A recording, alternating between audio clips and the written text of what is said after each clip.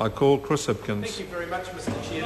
Mr Chair, I'm very happy to take a call on this bill and express some concerns that I have about the amalgamation of Archives New Zealand into the Department of Internal Affairs, and in particular the impact that that's going to have on the independence of the Chief Archivist.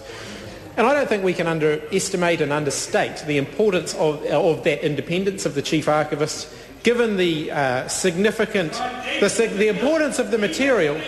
That's right. The importance of the material that they look after. And I can recall, for example, only 3 or 4 years ago, I think it was, following the passing of the late Right Honourable David Longi, there was a bit of furore about his material held by Archives New Zealand in his name being made public, and whether or not, in fact, there was an adequate process to go through that and make sure that we weren't releasing some stuff. And I think some SIS and some GCSB stuff ended up being released when David Longi's papers were all released.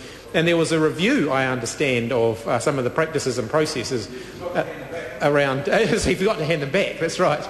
And there was a review around the practices and processes that Archives New Zealand undertake and releasing papers following somebody's demise.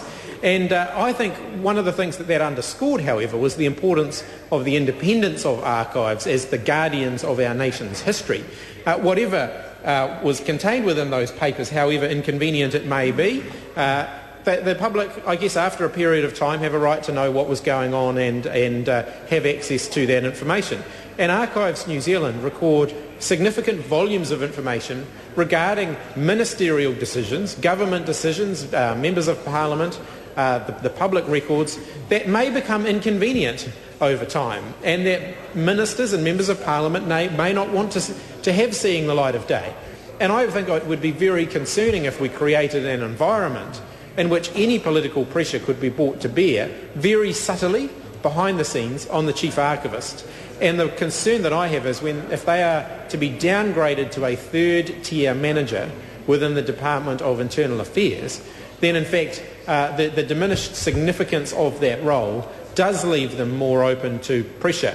And it leaves them more open to pressure in a number of respects. First of all, their reporting function to Parliament is going to be significantly weakened. So at the moment they have a direct reporting line to the Minister, where they can advise and meet with the Minister independently.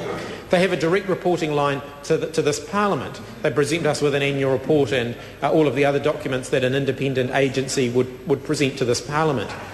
Much in the same way as I have concerns around the National Librarian being merged within the Department of Internal Affairs, I have the same concerns with the Chief Archivist. The potential for the Department of Internal Affairs to starve the archivist of the necessary resources to fulfil its statutory functions is increased through the changes being proposed in this legislation, and the ability of the Chief Archivist to express concerns about that and to whistleblow or to alert the Parliament or the Minister to the fact that they don't have the resources they need to carry out their statutory functions is weakened. We've seen in recent years, I think, a welcome move, quite frankly, to reduce some of the volume of information that's provided in annual reports and stuff and statements of intent that come to this House.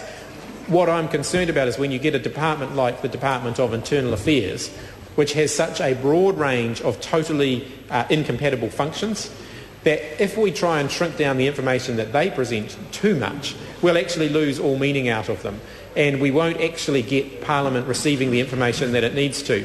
And when you put that in the context of having entities like the Chief Archivist and the National Librarian merged into the department, that concern only becomes more apparent, because the more contradictory and incompatible functions that are incorporated within the Department of Internal Affairs, the more likely it is that they will feel the squeeze and that the significance of the functions that they undertake will be undermined.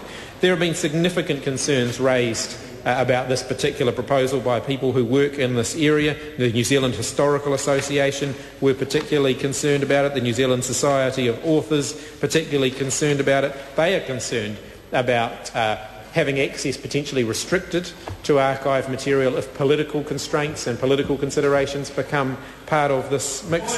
They are concerned. I'm glad I've got it. He's on the edge of his seat. He quite literally, Tauheneri is quite literally on the edge of his seat, and I think that's really good. That's the only way he can sit down nowadays. But I'm glad that he's found this particular contribution entertaining, and I'd be happy to continue to entertain him for another 5 minutes, Mr. Chairman. I call Chris Ockenwald. I move that the question